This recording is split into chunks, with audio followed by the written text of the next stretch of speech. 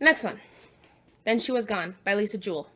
High school daughter gets kidnapped, and then 10 years later, the mom starts meeting a guy with a daughter who looks just like the missing daughter. Turns out the guy had an ex who was super desperate to keep him around, so she faked a pregnancy by getting the kidnapped daughter pregnant. When the guy finds out the truth, he feels super guilty and leaves his daughter with the mom and just F's off and goes and kills and just F's off and goes and kills himself.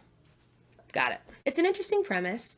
The switching perspectives is a little confusing because most of them address the audience several times. Like, they're aware that they're talking to someone, but who are they talking to? The void? That's what I'm doing.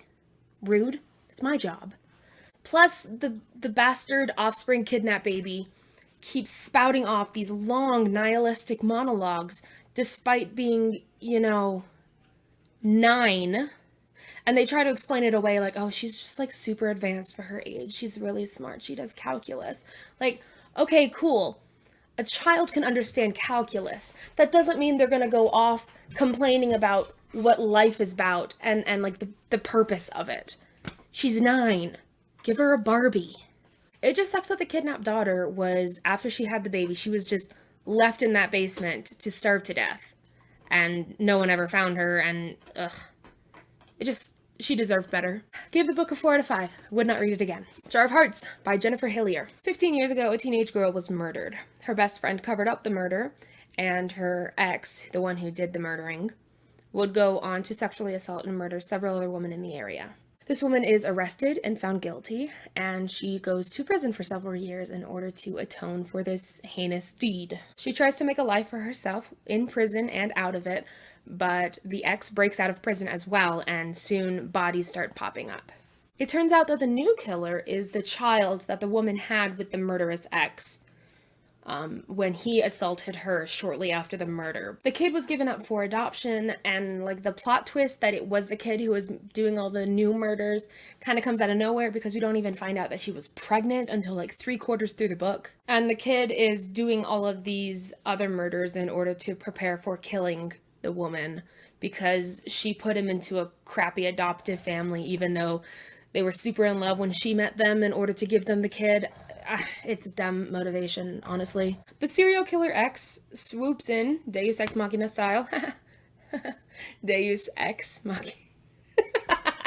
Oh, I didn't plan that. That's so dumb. He saves the woman, and he reveals that he was in love with her the whole time. Like, cool. You're still a murdering rapist, and she kills him then. Girl power. I liked the evolving story with all the different flashbacks going back 15 years to when she was a teenager for like how the murder actually happened, what led up to it, and the evolving story in the present. It was okay. 4 out of 5. Maybe read again. My copy is upstairs, but it's Into Thin Air by John Krakauer. It's the personal account of the 1996 Everest disaster in which 8 people died after a sudden storm and delayed summit attempts. It was a really good read.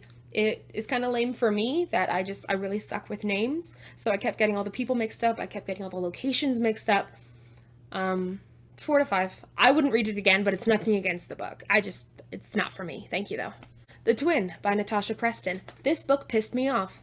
It's the classic good twin versus bad twin, with the bad twin trying to take over the good twin's life after they are forced to move in together following their mother's death. It is a little hard to believe that absolutely no one believed her. The good twin, I mean. And then it turns out that the evil twin killed the mom because she was jealous that the mom got a new boyfriend. And the bad twin planted all this evidence that, like, if anyone looked into it, the good twin would be the one who'd be the suspect. And then the book ends with the good twin institutionalized and the bad twin just taunting her. But, like, the evil twin monologued to her twice, and she didn't think to record either time. Plus, it really sucks that, like, the 2 main characters, they're not any more nuanced than, like, oh, she's bad, she's evil, oh, she's good. I suppose the nuance to the good twin is, I'm not like other girls. Fast-paced read, very compelling. Like I said, I read it in a day. But at the end of the day, no. Screw off. I don't like you. 2 out of 5. Would not read again. Go away. Go away. Go away.